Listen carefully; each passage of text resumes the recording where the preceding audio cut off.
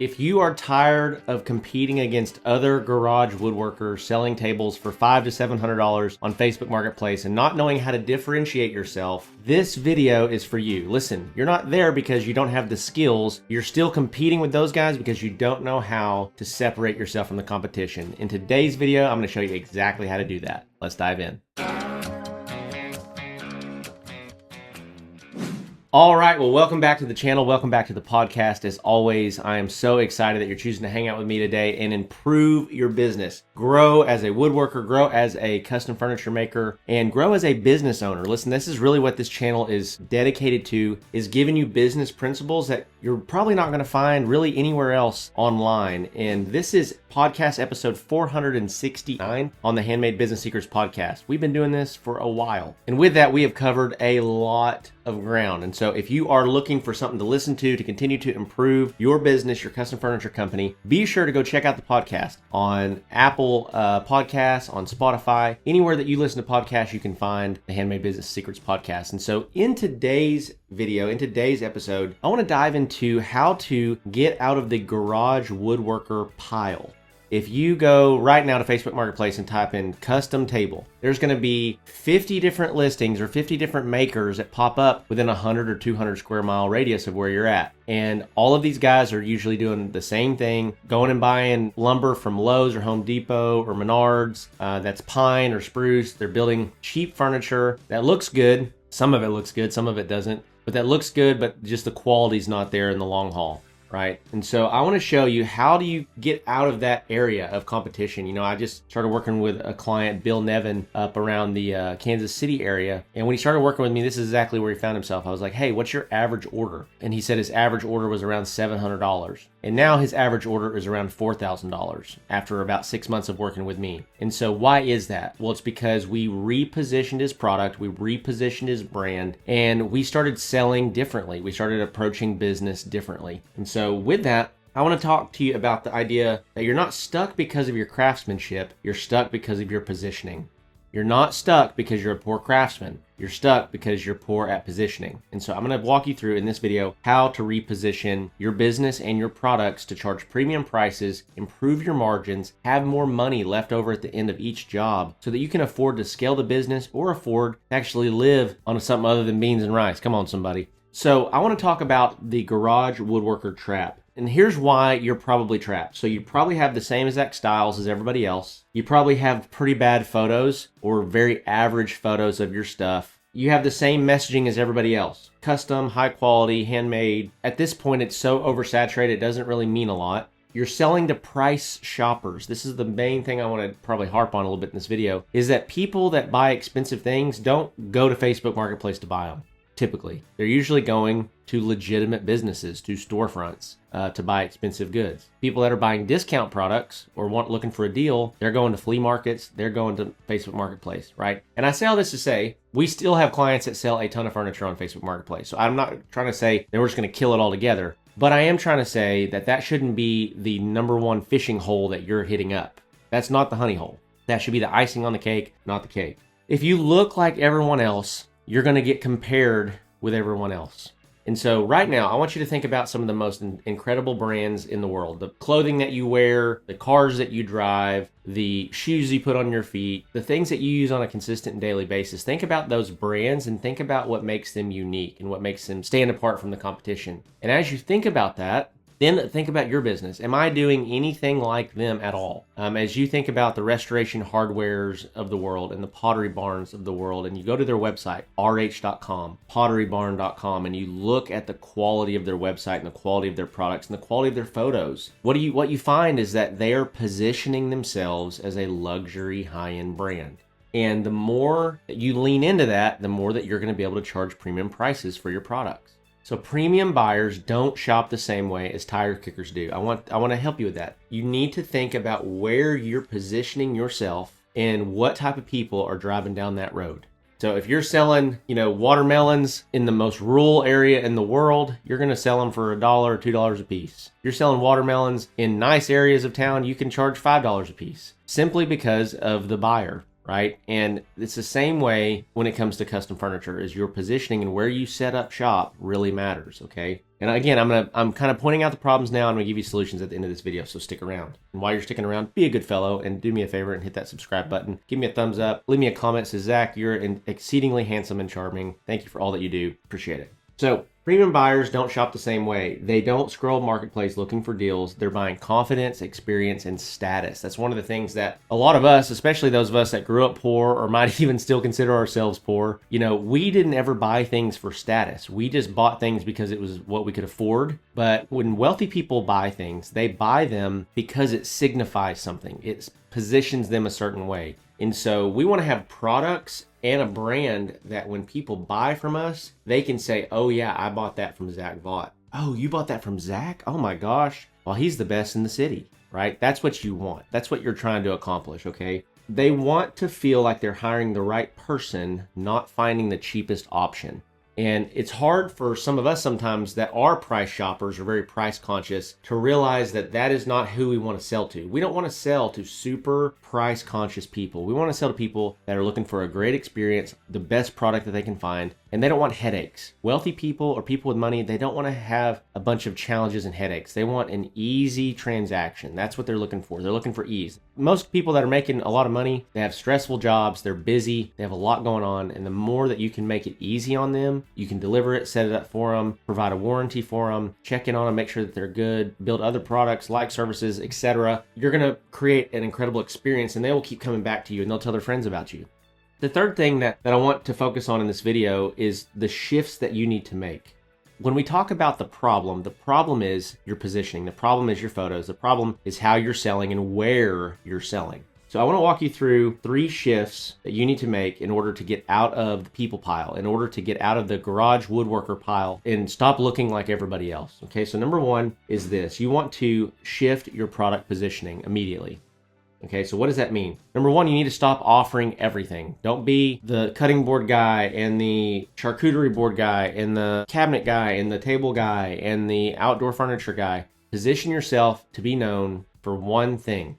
And it can be tables, it can be cabinetry, but it needs to be something high-end, something expensive. If you're going to do cutting boards, do $500 walnut cutting boards that are custom engraved. Whatever you're going to do, position yourself as a premium option.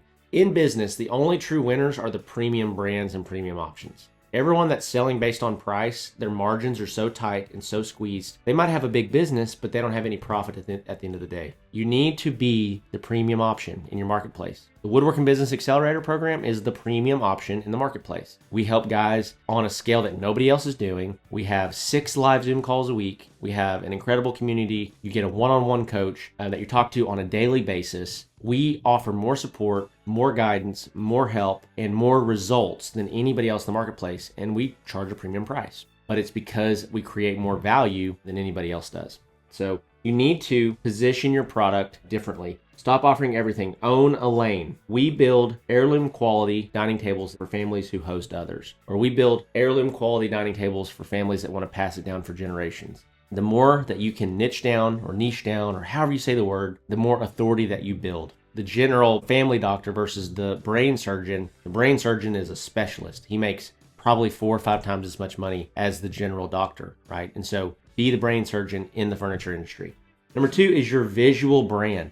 I cannot say this enough. The photos that you take and the content that you get is more valuable than the products that you build themselves. There have been a couple photos that I've taken or that clients have taken of our products over the years, and that photo has generated $100,000 in sales or $200,000 in sales, right? The photos that you take and the content that you create is more valuable than the products that you produce themselves. If I could just hold you down and just like beat this into your head, I would. Okay, you need to become excellent at product photography, product video, or you need to hire that out and make that a part of your rhythm and routine where you bring someone in that's good at it. But it's insane how dangerous you can be with an iPhone. You don't have to have a $3,000 camera. If you have an iPhone 13 or newer, or you have a newer Android or whatever, you've got 4K video, super high quality photo. You can get great stuff, and then you can edit those things in apps like Lightroom or other photo editor apps. There's thousands of them out there, right? And so you need to get good at product photography. The guys that are really crushing have better photos than the guys that aren't. They build a table and then they go set it out in the middle of a wheat field and take a beautiful photo of it. In the middle of a bunch of trees beside a creek and take a beautiful photo of it. One of the guys that I can't emphasize enough that does this really well is Jake Nelson.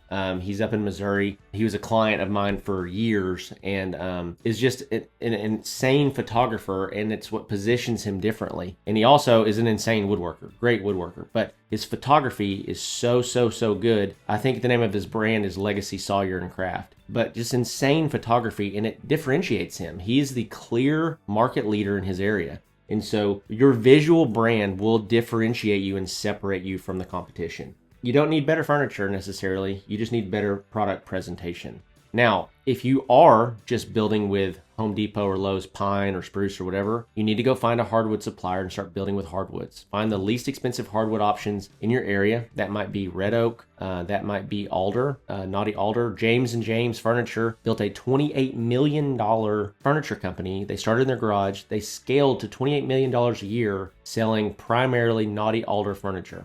I know that wouldn't be my first pick, but they crushed it with it, and there's no reason you couldn't too. Right? Offer premium price products with walnut and maple and whatnot, but I wouldn't focus on those because you're going to price yourself out of the market. You're going to only deal with the elites of the elites, and the pool of people is very small that have that much money that want to spend, $7,000 or $8,000, $10,000 on a dining table when they can buy a red oak one for $3,000. But you want to get away from $600 to $800 tables and get into $1,500 to $3,000 tables. And that's just tables. Then when you add chairs to that, you're looking at an additional $2,000 for every order that has a set of chairs with it, right? But your visual brand needs to improve, okay? And if you're watching this right now and you, number one, don't ever take photos, don't post to social media, you got to start somewhere. You got to start doing that. And then if you're taking photos, but if you got to be honest with yourself too and be like, hey, these photos suck compared to these over here, my competitor. You got to get better photos. You got to get better lighting. You got to set stuff up. If you're going to take photos outside, just a little quick tip here, take them either in the morning or the evening. The light from the sun is actually less harsh and actually shows up better in photography. And then the last one here is your sales process. If your process is clunky, if you aren't like weeding out the tire kickers during your sales process, you're missing it. You should be trying to establish what type of budget your clients are working with, and you need to position yourself as a premium option that comes with a ton of support, ton of warranty. And when you price your stuff better, just so you guys know this, when you price your stuff higher and more aggressively, and you have more margin to work with, you can afford to provide better service. When you are like barely scraping by, selling stuff for $600 to $800, you can't warranty anything that you do. Or if you do, you're going to just start losing money because you barely made any money to begin with. But if you can have higher priced products, a more established brand, and every time that you sell a product, you're making really good profits on it, you can actually afford to provide better service to the client, which means that you can actually provide a warranty. We're going to provide a 2-year manufacturer defect warranty. If anything cracks or splits or warps or twists, we'll replace it or we'll fix it, right? We'll make it right. And so by doing that, you create a better brand. People are more likely to trust you because you can actually stand behind your work and you're not going to get raked over the coals. Here's the hard truth that I want to leave you with, though, is that you can't charge $6,000 for tables when you look like a $600 table company. Ooh, burn. You got to make sure that you are positioning yourself as a high-end luxury brand if you want to sell high-end luxury products. You have to change the brand. If you don't change the brand and you just bump your prices up, but you still look like an amateur, you're not going to sell anything. And you're going to be like, oh, Zach, that Zach guy, he's full of baloney. He told me to charge more money. It's like, well, you can't charge more money if your brand doesn't justify what you're charging. And so the thing that I want you guys to understand is I've seen guys go from $600 tables to $4,000 tables, or $600 tables to $3,000 tables just from positioning. They were already building a good product. They just needed to change their positioning and their brand. And you can do the exact same thing, okay? And so this video should give you the framework to get started, but if you're looking for additional help on how to take that to the next level, this is one of the primary functions that we provide inside the Woodworking Business Accelerator program. And so if you're ready to scale beyond $10,000 a month inside of your custom furniture company, which if you're selling dining tables or dining table sets, that's usually 3 to 5 sets a month, which is very, very doable. But if you're trying to scale beyond $10,000 a month, I want to invite you to click on the link in the description below, fill out the application, hop on a call with me, and let's see if we can help you. We've got another video after you book the call that really explains exactly how the program works and why it's working for all of our clients all across North America. We just signed a couple international clients as well. So it's been a lot of fun. It's been awesome watching these guys win and watching them turn their garage woodworker brand into a legitimate brand. And so with that also, if you're brand new and you're trying to learn some more business principles, I got a free book for you. It's the first link in the description below. You can click on that, hop in and get started. All you got to do is enter your first name and your email, and we'll send that to you completely for free. So no strings attached. We'll send you that. It's about a 100-page book that really just outlines my journey on how I started and scaled my custom furniture company and how you can do the same thing. So with that being said, guys, love and appreciate you as always, and I'll see you in the next one.